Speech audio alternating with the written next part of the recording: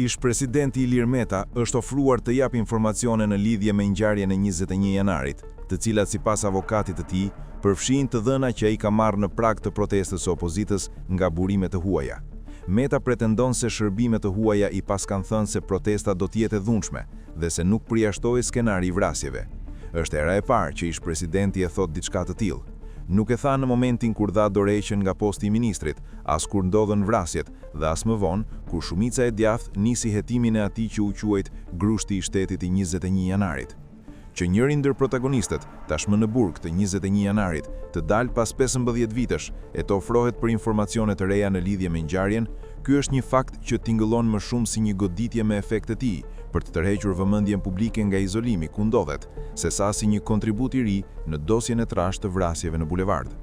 Tragjedia e 21 janarit është një ndër ngjarjet më të mediatizuara, më të diskutuara e debatuara e më të analizuara, ashtu siç është një ndër ngjarjet më pak të hetuara. Ky hendek mes interesit të lartë publik dhe shurdhërisë së qëllimshme të drejtësisë e politikës për të zbardhur përgjegjësitë e vrasjes makabre të 4 njerëzve të parëmatosur nga shteti i kohës, është ndër kontrastet më therrse që ka prodhuar tranzicioni shqiptar në 35 vite. Shembulli i kësaj shurdhërie është bërë sot edhe drejtësia e re, saktësisht SPAK, i cili në fillim refuzoi të merrte në dorëzim hetimin për provat e reja për 21 janarin, e më pas ka nisur një hetim me pjekje të ngadaltë, të cilit nuk i shihet fundi. Zvarritja e kësaj dosjeje e fut drejtësinë e re në të njëjtën kamar turpi me drejtësinë e plepave, e cilët de facto e bllokoi gjetjen e përgjegjësve të 21 janarit. Në këtë mes, futja skiç e Ilir Metës vetëm sa risjell edhe një herë në skenë hipokrizinë e qeverisësve të 21 janarit, të cilët edhe sot vijojnë të përtypin argumente që nuk i besojnë as vetë, si këto të skenarëve me vrasje dhe me shërbime të huaja. Ka një nerv të zbuluar 21 janari, kur vjen puna për të kuptuar indirekt se kush e mban përgjegjësinë për vrasjet në bulevard. Pak orë pas ngjarjes, shumica qeverisëse e kohës, nën piskamën e Berisës rreth grushtit të shtetit, ju fut me shumë zell hetimit të ngjarjes.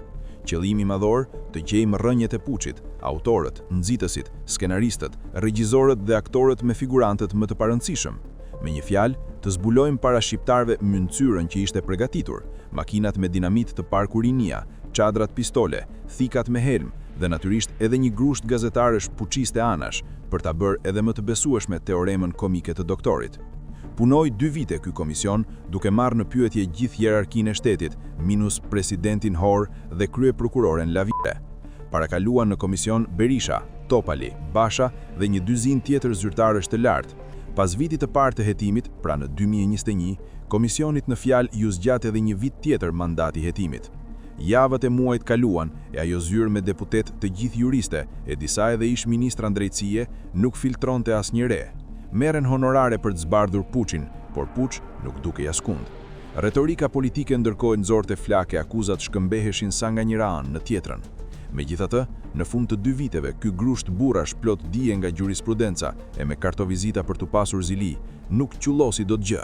Në podiumin e kuvendit s'u lexua asnjë raport mbi gjetjet e komisionit, rast unik ky nga viti 91. Deputetët që për 2 vite morën parat për të zbuluar komplotin e lartë kundër shtetit, nuk denjuan as të kthejnë honoraret për punën e munguar. Zbrazdëtia e hetimit parlamentar rreth puçit të 21 janarit është nervi i zbuluar i 21 janarit. Kush mendon se demokratët mblodhen informacione, gjetën fakte për përgjegjësinë e opozitës në vrasjet e asaj dite dhe nuk i publikuan ato në vitet që pasuan, thjesht gënjen veten, jo të tjerët. Zgjedhjet e 2013-s erdhën dhe puçi u harrua. E mbajti mend vetëm Berisha, i cili ka hallin që ta mbajë gjallë këtë fjalë si justifikim mekanik, sa herë që e pyesin gazetarët. E harroi madje edhe Edi Rama dhe me të vitit 21 janarin. E me sa duket, me që është sëmundje ngjitse, u mundua të bënde sikur e kishte harruar atë histori edhe SPAK-u vite më vonë. Të gjithë hoqën duart nga patatja ende e nxehtë të 21 janarit, të cilën nuk e nxjerr nga zjarri as Ilir Meta me kujtimet papritura që i erdhën në burg për atë ditë fatale, kur shteti vrau qytetarët e vet dhe askush nuk u dënua. Turp për të gjithë ata që mundeshin dhe ende munden, por nuk e bëjnë.